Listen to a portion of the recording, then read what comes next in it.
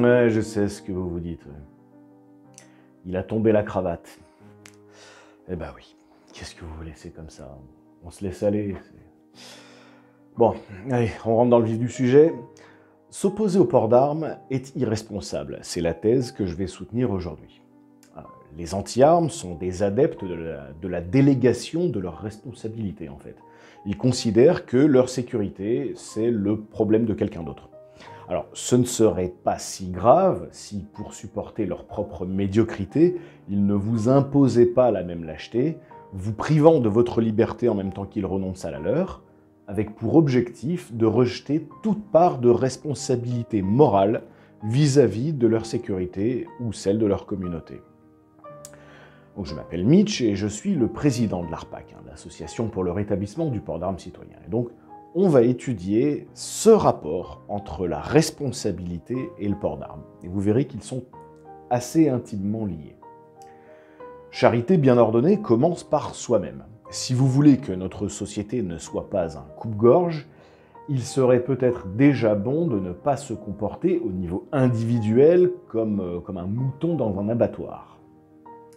Non seulement vous êtes de facto responsable de votre propre sécurité individuelle par nécessité, parce que vous êtes concerné en premier lieu, mais si vous prétendez faire partie d'une société, vous êtes également partie prenante dans la préservation de sa quiétude, la quiétude de cette société. Or, mettez-vous à la place du wesh caricatural qui a tendance à aborder son prochain avec le proverbial « Ouais, tu me lâches ton temps, je te marave ta daronne, sale toubab de ta race !» Pardon.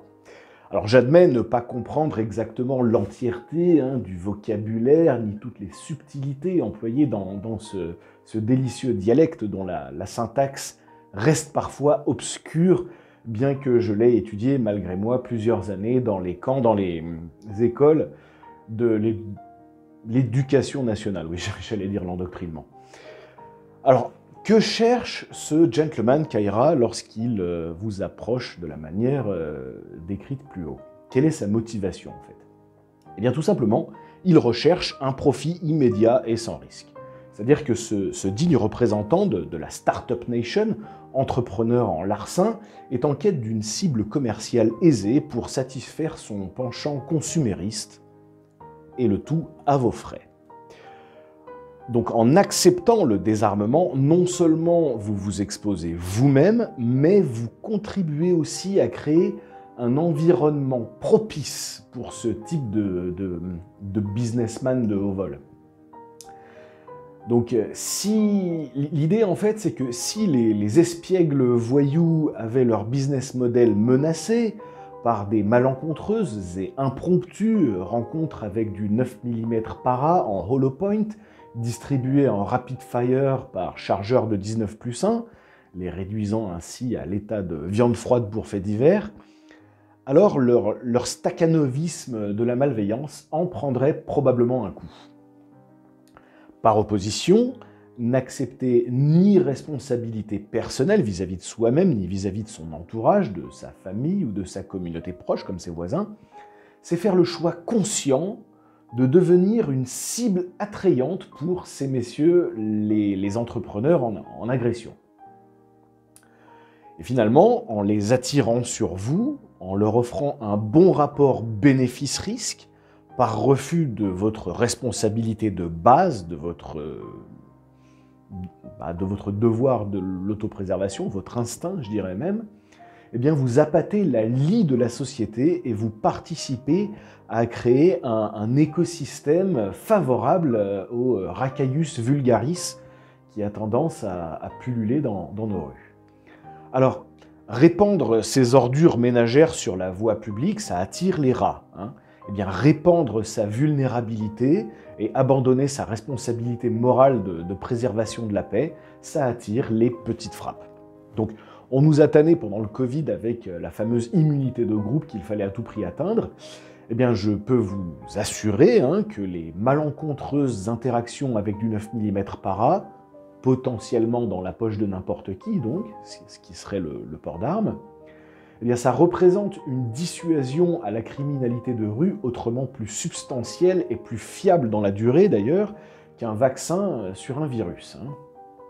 Donc, même si nos cités dortoirs, finalement humainement si riches, ne sont pas exclusivement peuplées de doctorants en physique quantique ou en biologie moléculaire, les fameux jeunes restent assez malins pour comprendre que la perspective de recevoir du plomb à la place de l'or, ça représente un véritable défaut dans leur business model.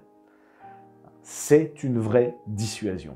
D'ailleurs, la preuve, ils n'agressent pas les flics armés de pistolets mitrailleurs automatiques Heckler & Koch MP5 avec la même nonchalance qu'ils agressent le passant lambda dans la rue. Mais actuellement, lorsqu'ils voient une rame de métro remplie de babtous, de gouers et de bolosses, à coup sûr désarmés et biberonnés à la valorisation du statut de victime, et qui, au lieu de se défendre, se demandent ce que fait la police, rien ne s'oppose à faire fleurir les affaires des pires éléments de la société. Vol, extorsion, viol ou simple divertissement sadique à base d'humiliation violente deviennent des petits plaisirs tout à fait accessibles, même pour les plus petites bourses, oui, effectivement, oui. Oui, mais enfin, bourse au sens figuré, là. Donc, si vous êtes opposé au port d'armes et que la sécurité, finalement, n'est pas votre responsabilité, mais celle de l'État, eh bien, ça signifie que votre véritable ligne de défense contre les couteaux, les bandes ou les kalachnikovs illégales, c'est un bulletin de vote, en fait. Kalachnikov, bulletin de vote. Bonne chance, ça va bien se passer. Le problème, c'est un petit peu que les anti-armes y croient dur comme fer, à l'homme miracle invoqué par le rituel magique des élections et les arcanes des urnes, cet homme miracle qui va résoudre l'insécurité. Alors, les irresponsables de gauche vont voter pour celui qui va dire qu'il n'y a qu'à taxer les riches pour qu'il n'y a plus de pauvres parce que les gentils délinquants, en fait, ils sont méchants que parce qu'ils sont pauvres. Bon, sauf que si vous taxez plus, par définition, vous appauvrissez, donc il y aura plus de pauvres, donc il y aura, selon cette même logique, encore plus de délinquants. Et les irresponsables de droite, ceux qui refusent la responsabilité de s'armer, vous diront, il n'y a qu'à mettre des flics de partout, construire des prisons et forcer les juges à condamner les racailles à de la prison ferme avec des peines planchées. Ça, c'est la technique Sarkozy. Je ne sais pas si vous avez remarqué, mais Sarkozy, son Karcher, il n'a rien nettoyé. Et en plus, les caisses sont vides, les prisons sont déjà pleines et personne ne veut des nouvelles prisons à côté de chez lui. Donc, bonjour la responsabilité et la conséquence vis-à-vis de ça. Mais surtout, l'État est bien plus préoccupé par sa propre sécurité que par la vôtre. Décupler les forces de police sera toujours utilisé contre vous plutôt que pour vous protéger, parce que vous êtes solvable, mais pas la racaille. Donc il y a quelque chose à retirer, à orienter la police sur vous. Sur les délinquants, il n'y a rien à prendre. Et sans oublier que c'est pas parce qu'il y a beaucoup de policiers qu'il y en a partout. Les agresseurs peuvent toujours regarder à gauche, à droite, avant de passer à l'action. Un petit peu comme vous regardez à gauche et à droite avant de traverser la rue. Agresser quelqu'un, ça ne prend pas beaucoup plus de temps que de traverser une avenue. Donc, il n'y a pas vraiment de raison que si vous arrivez à trouver un créneau sans voiture, il n'arrive pas à trouver un créneau sans policier. Alors, qu'ont-ils en commun, finalement, ces anti-armes de droite et de gauche qui refusent toute responsabilité individuelle comme sociale? Eh bien, ils sont attachés à l'axiome politique du « quelqu'un d'autre ne peut pas le faire ». C'est le slogan de la campagne de Homer Simpson, pour vous dire à peu près le niveau de profondeur intellectuelle. Donc, si vous vous plaignez de l'insécurité et que vous refusez de porter une arme, et je parle d'arme à feu, vous refusez votre part de co-responsabilité dans le maintien de la paix de la société dans laquelle vous vivez. Alors, libre à vous, finalement, de le refuser pour vous-même. Mais quand vous vous prononcez pour l'interdire aux autres de porter une arme à feu, Là, vous prenez le parti des agresseurs, qui, eux, s'arment en dépit de la loi. Alors, merci pour eux, hein, merci pour les agresseurs, parce qu'en plus, comme ils sont mal polis, ils n'ont même pas la reconnaissance de l'opportunité que vous leur donnez quand vous voulez leur interdire de porter, quand vous voulez interdire, pardon, aux citoyens lambda de porter une arme. C'est-à-dire qu'avec les anti-armes, les joyeux délinquants sont finalement, si on y réfléchit bien, d'une ingratitude qui frôle la vulgarité. Je trouve ça presque choquant, en fait.